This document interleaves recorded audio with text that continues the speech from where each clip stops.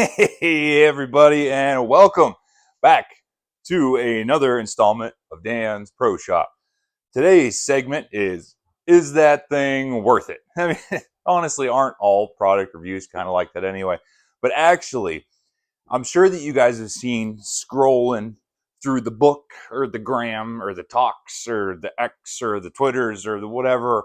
You guys have probably caught a reel about this thing that you can plug into the USB port in your newer vehicles, like the ones with like the tablet attached to the dashboard, and essentially turn your infotainment system into a smart TV, like via your phone.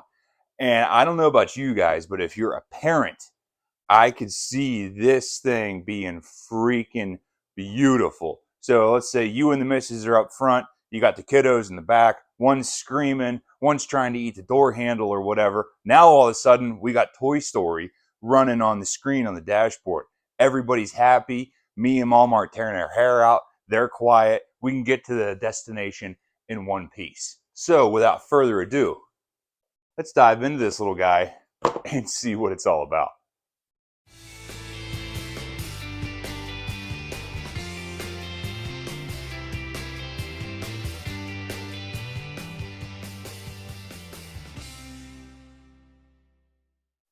So guys, as far as unboxing here goes, that's it. So like I mentioned, you guys may have heard of these things like a magic box or whatever they may be called. But this particular one is just called a smart AI box. So yeah, I don't know. You guys can tell I haven't even really opened it yet. So let me get into here and see what we're working with. So this is the dealio, Emilio. You guys can see here on the packaging, it supports Apple CarPlay and Android and whatever the heck that thing is. And the whole point of this thing is it basically screen mirrors whatever's going on your phone, specifically like streaming services like Netflix and YouTube and Disney and all this and that. So you can put whatever is on your phone screen onto the infotainment screen in your vehicle. So take off the sleeve here. We got a snazzy little, looks like a jewelry box or something. And check that out. OneCarStereo Smart AI box. So this thing isn't big at all. I mean, look at that. Palm of your hand, it doesn't weigh anything. So what I'm guessing here is this is just a USB-C interface that transfers HDMI from the output of your phone to the input of your vehicle and kind of like bypasses those vehicle safeties that keep you from doing this. So is this legal? No clue. But is it convenient? Sure is. I'm going to look at the book and see how this whole thing kind of goes together. And then I will meet you guys out at the truck and we will hook this thing up and see how it goes. Well, guys, welcome to Western PA in the middle of winter. So we got the old girl warmed up. Let's hop in, plug this thing together, and see what it's all about, huh?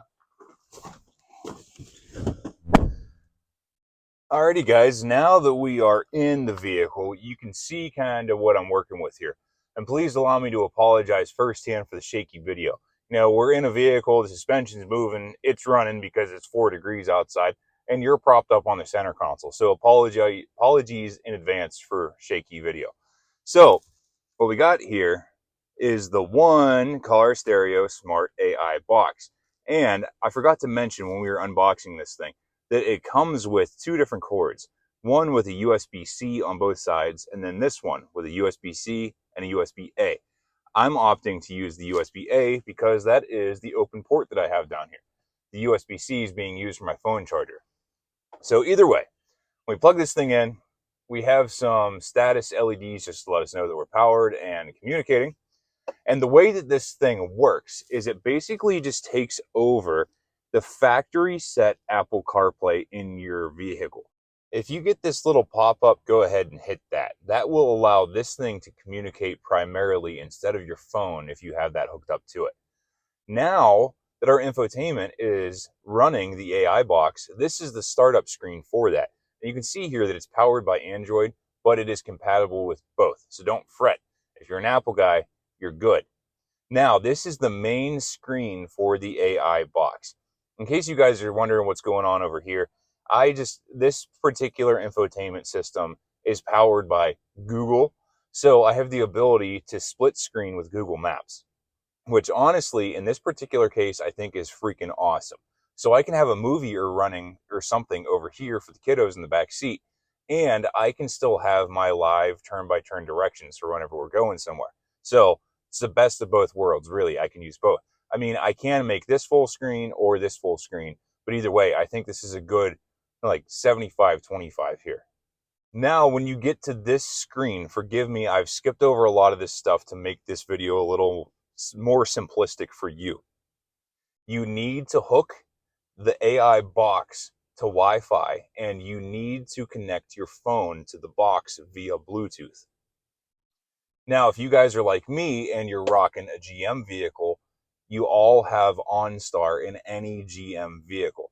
And I have opted for the data package through OnStar because, you know, the kids and the tablets and the wife and her phone. And it's just, for me, it's worth the $12 a month to have data and Wi-Fi in the vehicle. So that's what I use, is I just connected this thing to the Wi-Fi in my vehicle. However, if you do not have that option, you can use the Wi-Fi hotspot on your cell phone to run this thing.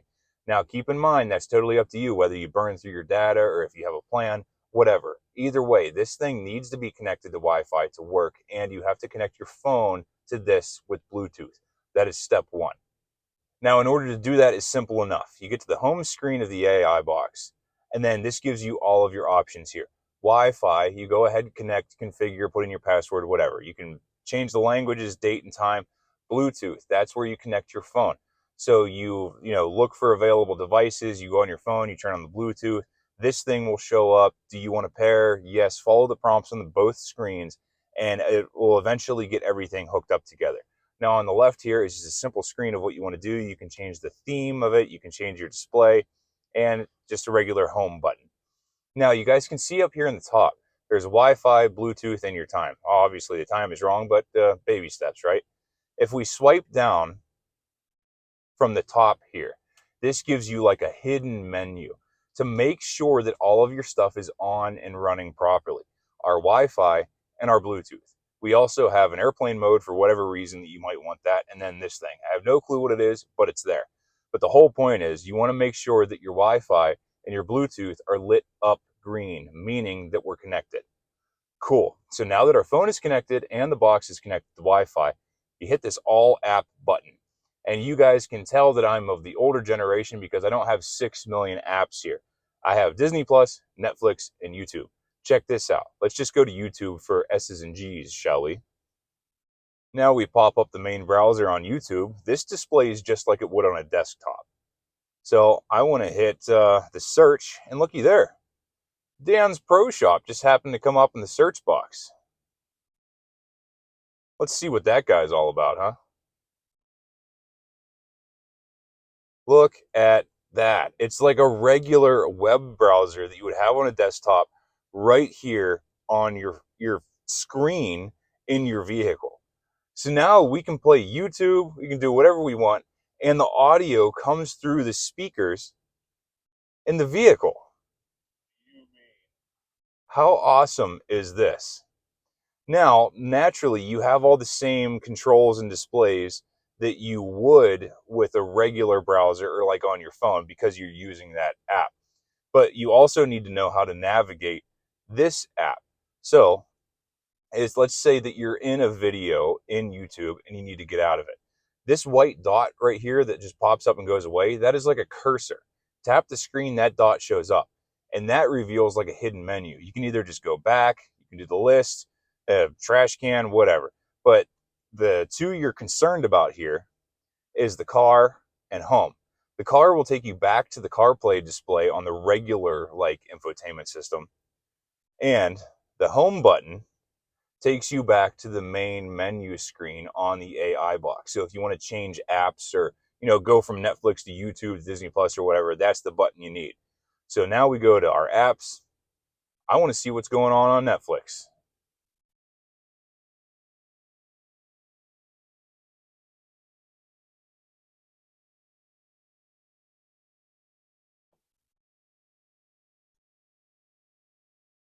check this out. This is just like the screen in your house. You're just browsing Netflix. Let's just click on something random here. Check this out. We're watching Apollo 13, sitting in the driveway, and we have full cinema quality audio.